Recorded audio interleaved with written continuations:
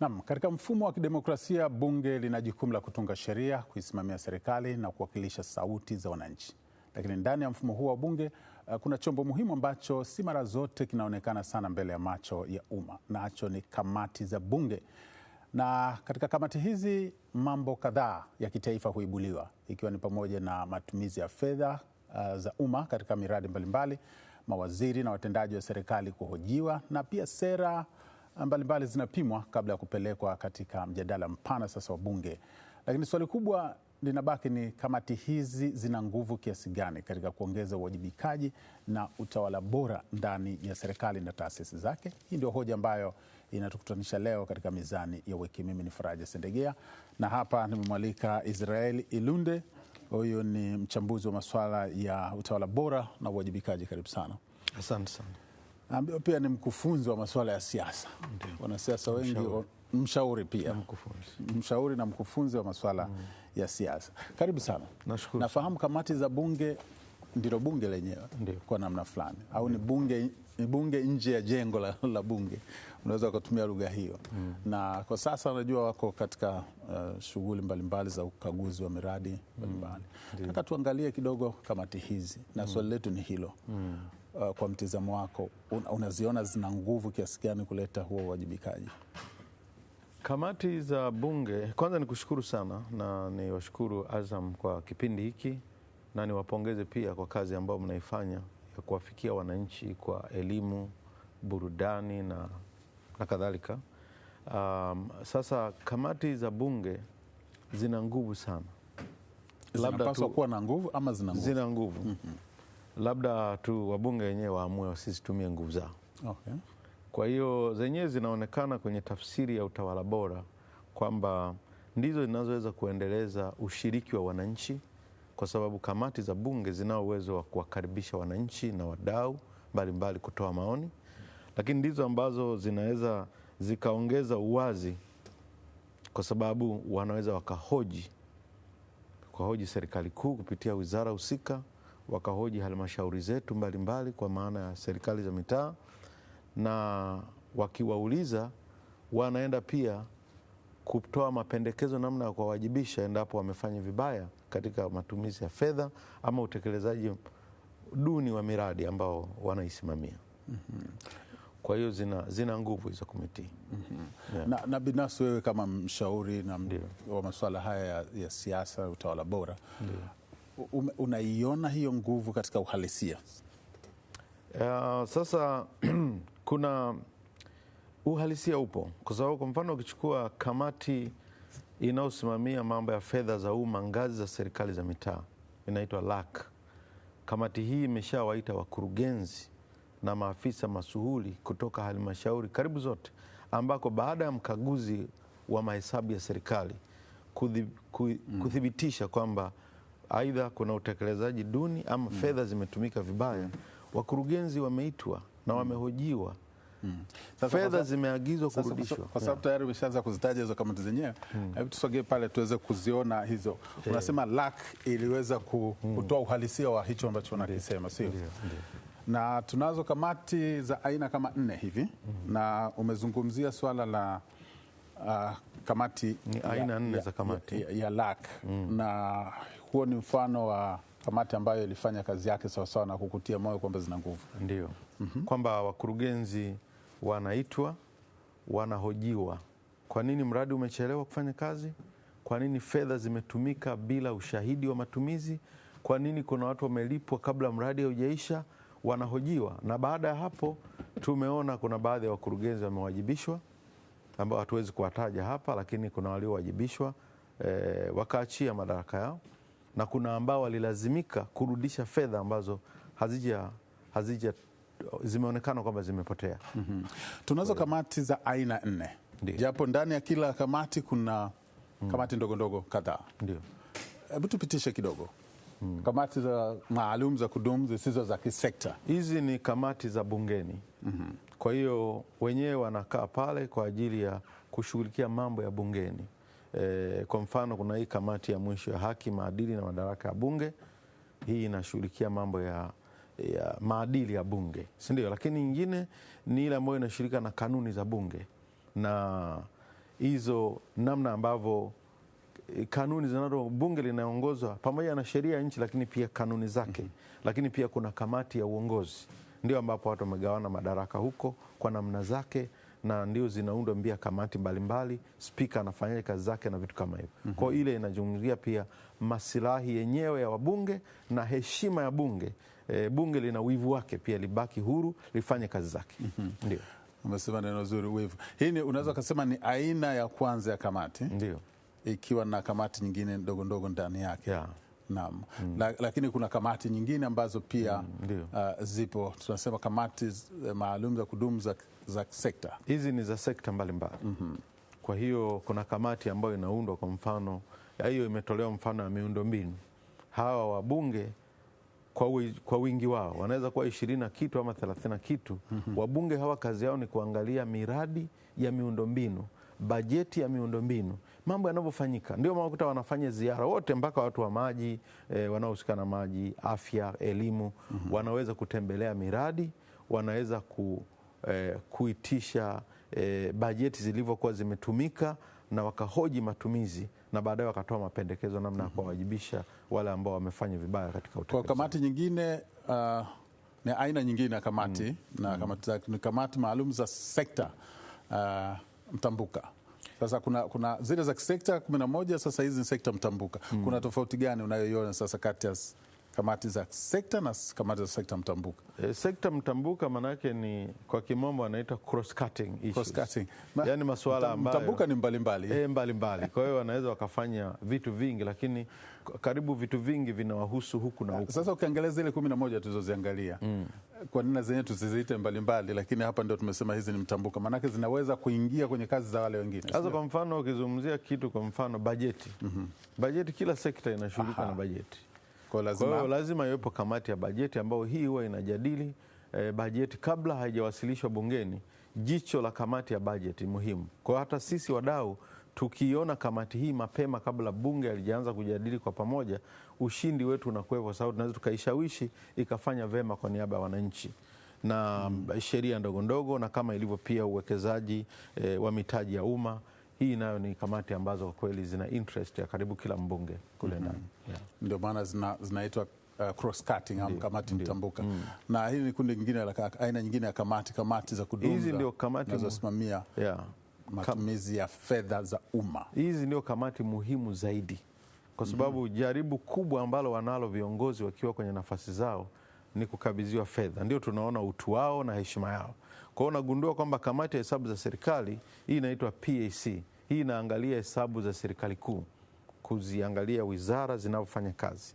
Lakini kamati ya pili, hesabu za serikali za mitaa, ni kila halmashauri katika nchi hii, iwe ni halmashauri ya jiji, halmashauri ya wilaya, halmashauri ya mji ama nini, zote zile hesabu zao zinaangaliwa na wabunge walio katika kamati hizi. Sasa mara nyingi sana ndipo tunapogundua kwamba ili wananchi wajue kwamba wanatendewa haki kwenye miradi ya maendeleo, kwenye huduma za jamii na nini, je, fedha zilizotengwa zimetumika sawasawa? Miradi iliyotajwa, je, imefanyika? Ama kuna ambayo imelipwa hewa na hakuna mradi uliofanyika? Wao wakishaona sawa, wanachukua hatua kwa wajibisha wahusika. Na wakati tukirudi, nisaidie kujua mwananchi ana nafasi kiasi gani kuzifikia kamati mpaka aitwe, ama kuna wakati gani ambapo mwananchi anaweza akapeleka hiyo hoja? Manake si rahisi yeye kuingia bungeni kuhoji. Kuna njia mbili za kuifikia kamati. Kwanza, kama una mbunge unamfahamu, ni mwanakamati ama ni kiongozi wa kamati, mwenyekiti, makamu mwenyekiti au ni mjumbe, unaweza ukaongea naye mapema kabla hajaingia kwenye kikao chake, hoja yake ukaifikisha. Lakini unaweza ukaongea na mbunge wako akiwa bado huko jimboni, maana kwenda kuwakuta Dodoma ni gharama, lakini akiwa jimboni na ukabahatika kumwona, unampa hoja unazodhani zafaa kupelekwa kwenye kamati ya bunge. Lakini nyingine ni kwamba kamati hizi ziko makini sana. Huwa zikishakuwa na kitu, labda ni sheria ama ni bajeti wanataka kuijadili, wanawaita wananchi waweze kuja kutoa maoni, wanaita public hearing. Sasa hicho kitendo na fursa hiyo ya kuitwa ndio inawafanya wananchi waweze kutoa sauti zao moja kwa moja kwa wabunge. Maana katika demokrasia wakilishi hamwezi kuingia wote kwenye chombo cha kufanya maamuzi. Lazima wawakilishi wetu tuliowachagua ama kwa mujibu wa uchaguzi ama kwa sababu ya kisheria. Wako walioingia bungeni hata hawajawahi kuchaguliwa kwa sababu labda ni mwanasheria mkuu, labda kwa sababu ameteuliwa na rais, au viti maalum na vitu kama hivyo vinasaidia wanakuwa bungeni, ndio wanaotuwakilisha. Kwa hiyo kuwafikia ndio mbinu kama nilivyozitaja. Mtu wa kawaida anaweza akajiuliza, mbunge akiwa ndani ya kamati na mbunge akiwa ndani ya bunge ya lile jengo lenyewe, nguvu zinatofautiana au uwezo wa kubeba ajenda unatofautiana? Nadhani tofauti ni ndogo sana, lakini mbunge akiwa kwenye kamati yuko bungeni.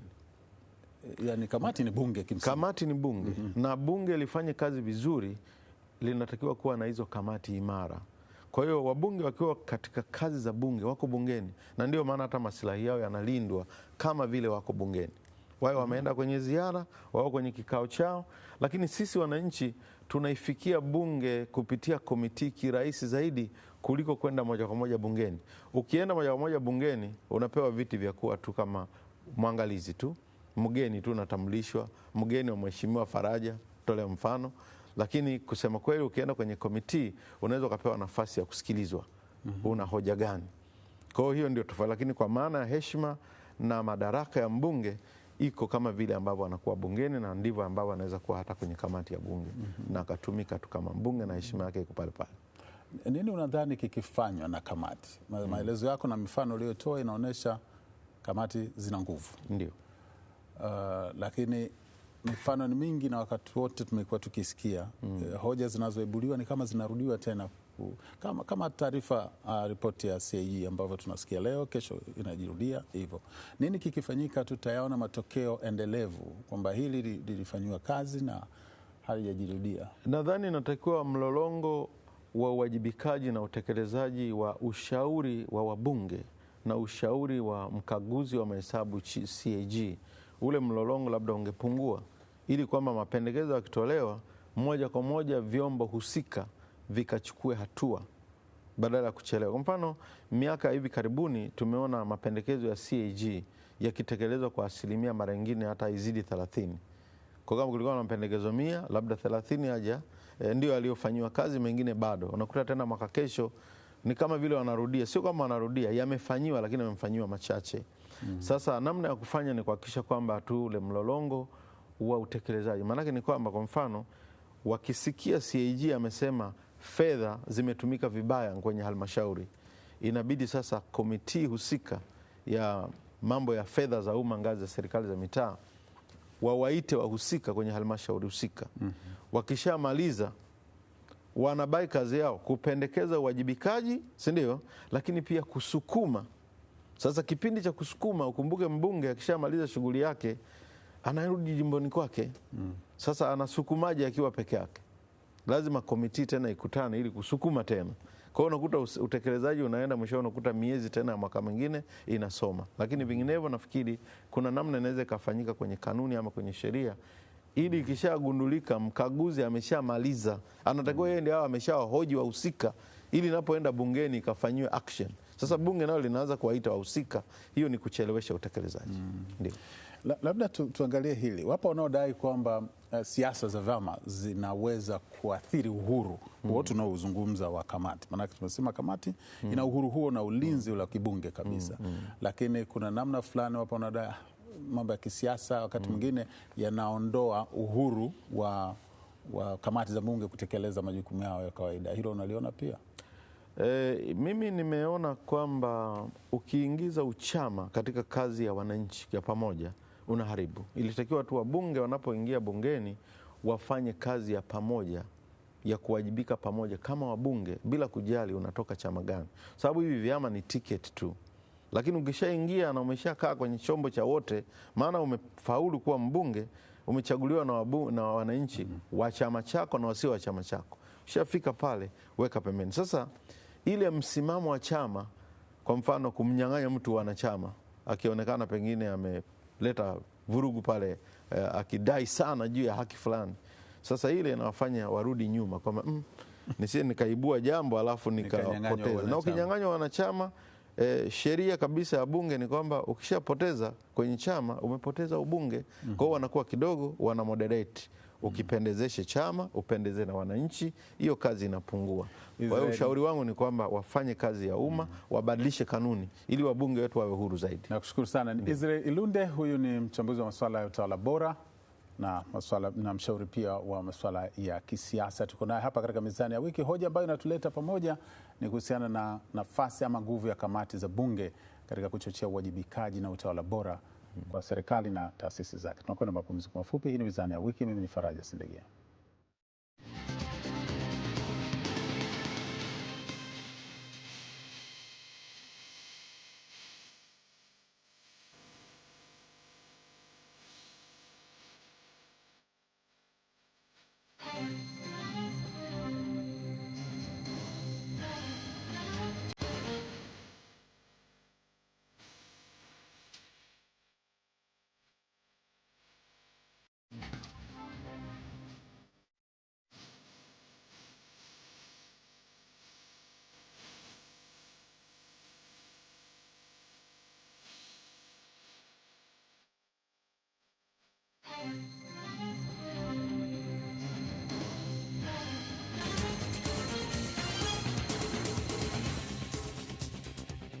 Na tumerejea.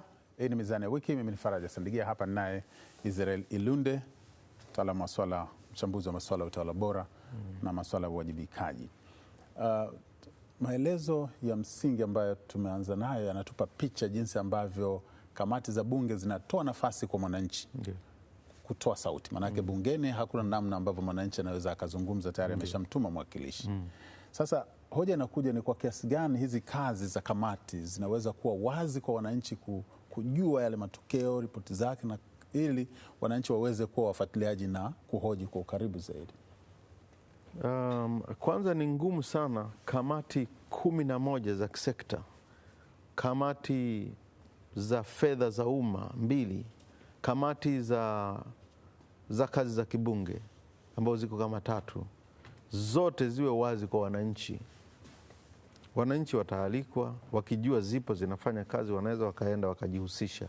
Lakini kuhusu kuona kila kinachoendelea, inatakiwa tuwe ni bunge sasa ndio lionekane. Si tunapigania sana nafasi ya bunge kuonekana live kwa wananchi, kwa sababu kazi ya bunge imefanyika ngazi ya komiti, mambo yamepikwa vizuri. Yanapokuja kwenye bunge kuu ama kwenye mjadala mpana, wananchi wanaweza wakaona pia na wakaona kinachoendelea. Kwa hiyo tunachowasisitiza wananchi ni kwamba wasome ratiba za kamati zinafanyika lini, ili waweze kuziaccess hizo ambazo wenyewe wanapenda. Maana huwezi ukawa mpenzi wa kila kamati, unaweza ukapenda aina fulani na unachokitaka.